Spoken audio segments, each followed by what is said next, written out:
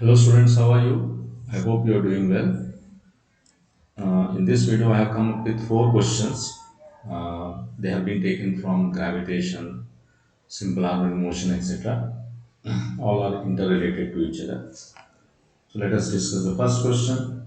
Students, I would like to tell you one thing that the numbering of the questions have been done in a sequence starting from 1 to 30. All these questions are from have been picked up from the second half, that is the second shift of 25th January 2023 JEE mains. Okay, so in a sequence, you can see in the front this thing picture, that is a thumbnail. You can see the sequence number. Okay, so coming back to this first question, a body of mass is taken from Earth, surface to height h equal to twice the radius of Earth. Twice the radius of Earth. The increase in potential energy. Now, first thing you have to understand, students, that sorry, the height to which the body has been taken is comparable to Earth's radius. In fact, it is twice the Earth's radius. So you just can't use the formula mgh, because the formula mgh is, or it has been derived based on a special condition that height is too small compared to Earth's radius. Only then you can use. Otherwise, you should not use. Here, you should not use because the Earth's radius, the height is comparable to the Earth's radius. So let us see how we can solve this. So you have something like Earth. See, this is Earth.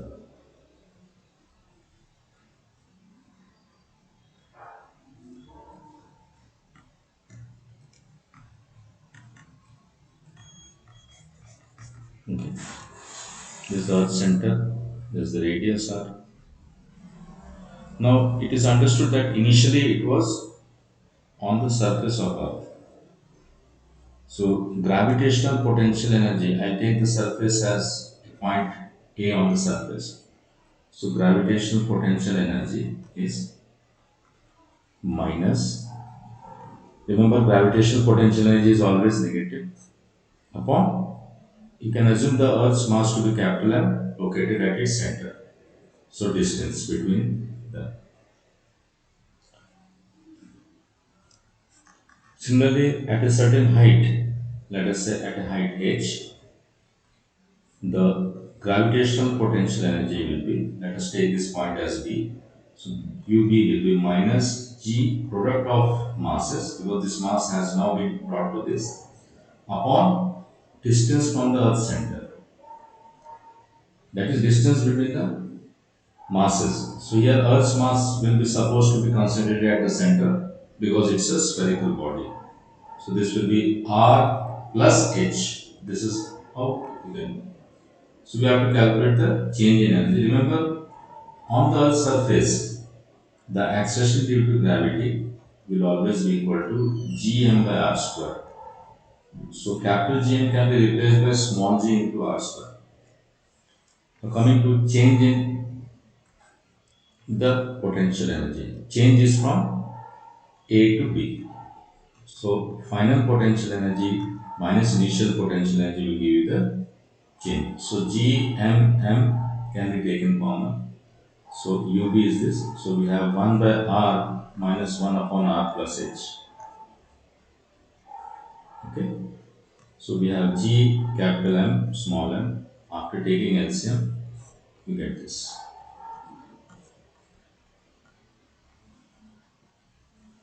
Now Gm can be replaced by small g into R square. If you do that, small g into R square, M and H will remain as it is. Here you have R plus H into R. So one R gets cancelled, and finally here left with M G H into, if you divide numerator and denominator by R, you will have this. So in fact, students, I would like to advise you to remember this formula for us. So change in potential energy when an object is taken from the Earth's surface to a certain height h is equal to m GH upon 1 plus H by R. Now, under normal circumstances, in your lower classes, for example, class 9th and all you have studied, change in potential energy is mgh. Why? Because h is too small compared to capital R. So this factor becomes 0.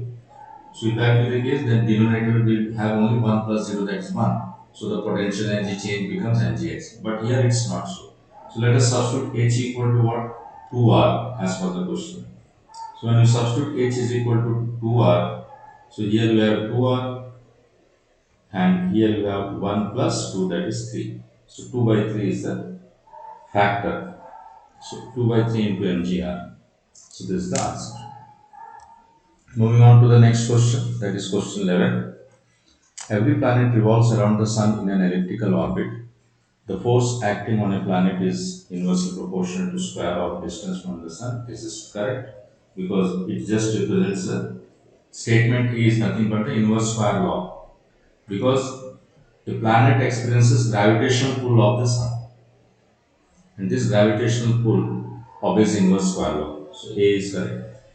Coming to B, force acting on a planet is inversely proportional to product of masses. No, force being gravitational force. So gravitational force is always equal to, is directly proportional to product of masses. Directly proportional, not inversely. So B is wrong.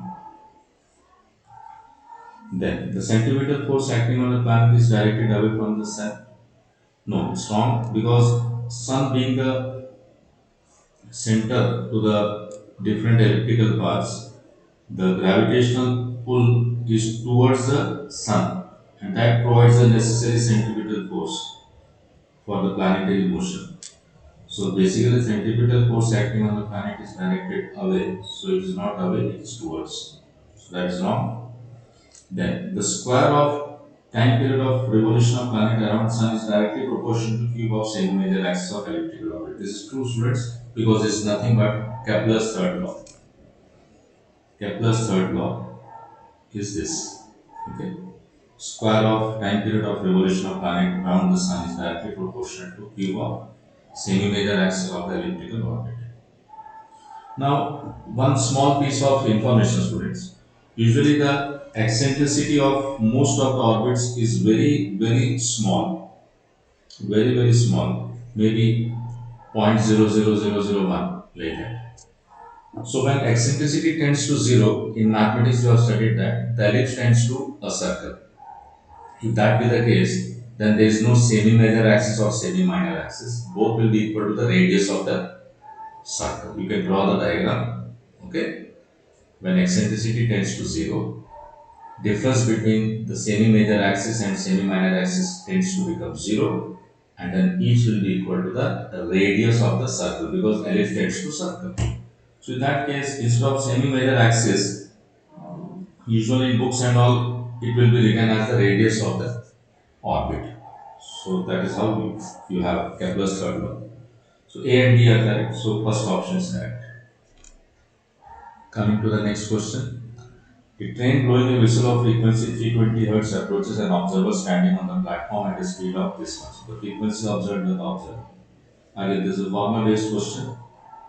Very simple. See here. So you have a train here.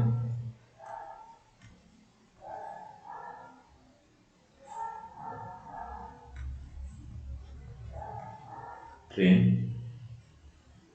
Train is moving with a train blowing a whistle approaches an observer standing on the platform. So train is moving with a speed of 66 meters per second. Frequency observed by the observer. So the train is the source of sound. So this is the source. So velocity of source is given as 66 meters per second. Stationary observer is standing. So observer being at rest, you can write observer is at rest. So I write velocity of observer is 0 because he is at rest. Now you have to take the direction from source to observer as positive because this is the direction in which sound is traveling. The sound which is being heard by the observer is traveling from source to observer. So taking this as positive, you can see that the apparent frequency will be equal to the original frequency into speed of sound minus speed of observer upon speed of sound minus speed of source. This formula you have to memorize, students. Okay. The original frequency is 320 hertz. Speed of sound is given as 330 meters per second, so 330 upon 330. Since observer is at rest, so his speed will be 0. And here you can see the train is approaching the observer. So direction of velocity of source is positive. So just substitute the value as 66. Now students, here you have to cancel it properly. So 33 tens are, 33 tens are, 33 twos are. So this is how you are supposed to simplify. So this will be 320.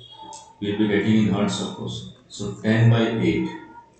So again 8 fours are into 10. So we have 400 hertz as the correct answer. So 400 hertz is the correct answer. Then moving to the last question. It's a question based on simple harmonic motion. A particle executes SHM between x equal to minus a to x equal to plus a. That means a is the amplitude. If time taken by particle to go from x equal to 0, that is mean position, to a by 2 is 2 seconds, then time taken by particle in moving from a by 2 to a is. One way to solve this question is straightforward question. You can use the equation of SHM, okay, in terms of sine or cos, and you can solve this straight away. The other more effective method is by using the concept of the projection of SHM on a diameter of the circle. That is what you say, projection on a flat surface, any flat surface. Projection of that circular motion becomes an SHM. That you have learned all those things. So let us take the first method first. When a particle starts from 0, x equal to 0, this is minus a, this is plus a, this is the mean position. When it starts from here, that is when you start counting the time from here, then its position at time t, position of the particle at time t is given by amplitude into sine omega t. That's all. When you start counting the time at the instant when the particle is at the mean position, this is how you write the equation of SHM. Because initial phase is 0. Here you write the initial phase is 0. Now it is given that it takes 2 seconds to move from 0 to a by 2. So displacement is 0 to a by 2 means a by 2 is equal to a sine 2 omega. You don't know omega, of course. So I take this as sine 2 omega is equal to half, which implies 2 omega is equal to 30 degrees. Okay. This is the first situation. Then for the next situation, it moves from a by 2 to a. So let us find the time when it reaches from 0 to a. When it reaches the extreme position a from 0. So for the second, a is equal to a sine omega t. I am considering the motion from mean position to the extreme position. So you have sine omega t is equal to 1. Therefore, omega t is equal to 90 degree, which is pi by 2. Okay.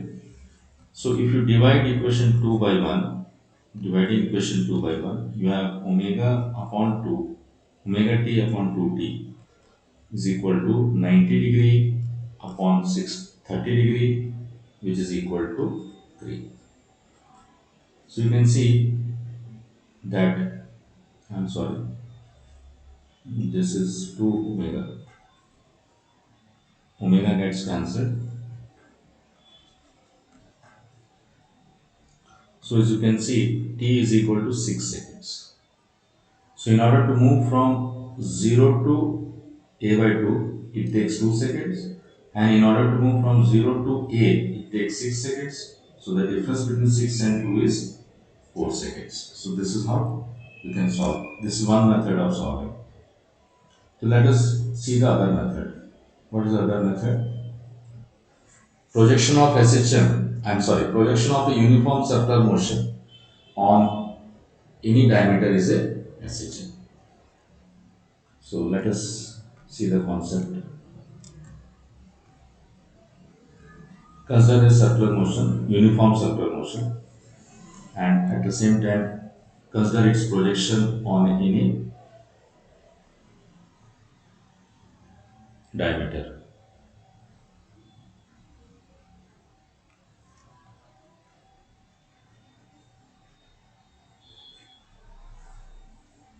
Okay, I can project here. So basically, let us say the initially the particle is at the main position. So the reference particle is P, and I draw the foot of perpendicular as M. So M executes SHM. M executes SHM, and the reference particle keeps on revolving around the circle of reference. This circle is known as circle of reference, and this particle will be known as the reference particle. Reference particle. Now, as it moves from here to here, the radius vector changes by a certain angle. Since the motion of reference particle is uniform, it is undergoing uniform circular motion. So this angle rotated will be proportional to the time taken. Is it? And this is also known as the phase. Theta is the phase. So in the first situation, what they have given is it moves from 0 to a by 2. So if this is a by 2 and this is a is the amplitude, is a by 2, then theta will be 30 degree. You can see very clear. In the first situation, it is like this. A by 2 is a. Okay. Particle is now at position P1. Started from P0. So this is theta 1 and 10. So there is also theta 1. So if you apply the concept of sine in this right angle triangle, you will have sine theta 1 is equal to a by 2 upon a, which is half. So theta 1 is equal to 30 degree. So in order to revolve, see here, the reference particle goes along this path from P0 to P1, thereby rotating an angle of 30 degrees. So in order to rotate 30 degrees, it takes how much time? It's given, it takes 2 seconds. So now, as the reference particle reaches this end, the particle undergoing SHM undergoes a displacement A. Okay. So this is 90 degree. So the particle will revolve by 90 degree. The reference particle will revolve by 90 degree by the time when particle undergoing SHM moves from O to the extreme position. So if in order to rotate from 30 degree, 0 to 30 degree, the time taken is 2 seconds. So 0 to 90 degree time taken will be 3 times, because 90 is 3 times of 30 degrees. So 3 times of 2 seconds is 6 seconds. In other words, the particle moves from mean position to extreme position in 3 times of 2 seconds, that is 6 seconds. I hope you are getting. So that means the particle undergoing SHM moves from A by 2 to A in 6 minus 2, that is 4 seconds. So this way also we are getting the same answer, that is 4 seconds. I hope you are liking my video. Kindly subscribe to my channel and hit the like button. Thank you so much.